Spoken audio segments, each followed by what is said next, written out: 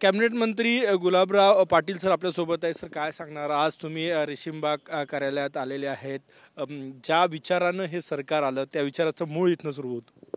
निश्चितपणाने शिवसेना प्रमुख बाळासाहेब ठाकरे आणि संघाचं एक प्रेमाचं नातं कायमस्वरूपी राहिलेलं आहे. जरी आम्ही वेगळ्या पक्षात काम करत असले तरी आमचा मूळ जे धागा आहे तो हिंदुत्वाचा. त्यामुळे इथं आल्यानंतर ज्याप्रमाणे बाळासाहेबांकडे गेल्यानंतर मातोश्रीमध्ये एक वेगळा आनंद असायचा त्याच पद्धतीचा आनंद या ठिकाणी आल्यावर आम्हाला वाटत असतो. आणि हे आमचं शक्तिपीठ आहे आणि शक्तिपीठामध्ये आल्यानंतर निश्चितपणाने पुढच्या कामाची चालना आम्हाला मिळत असते.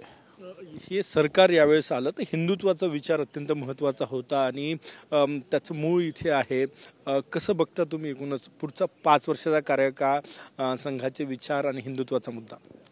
शिवसेना आणि भारतीय जनता पार्टी ही हिंदुत्व आणि राष्ट्रीयत्व याच्या मुद्द्यावरच मागे कूच करत गेलेली आहे.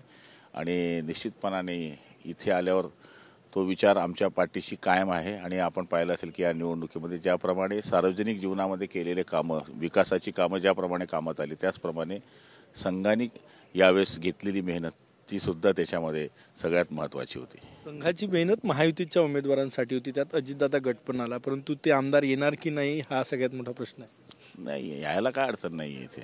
इथे काही फार मोठा हे नाही विषय. ज्यांनी या देशाकरता कार्य केलेलं आहे त्यांच्या स्मृतीस्थळावर येण्याकरता मला तरी वाटतं काही अडचण नसावी. अजितदादा पण येईल की नाही माहिती, ते आपल्याला सांगता येणार नाही. खूप खूप धन्यवाद. कॅमेरामॅन सचिन सयामसह गजानन उमाटे, TV9 मराठी, नागपूर.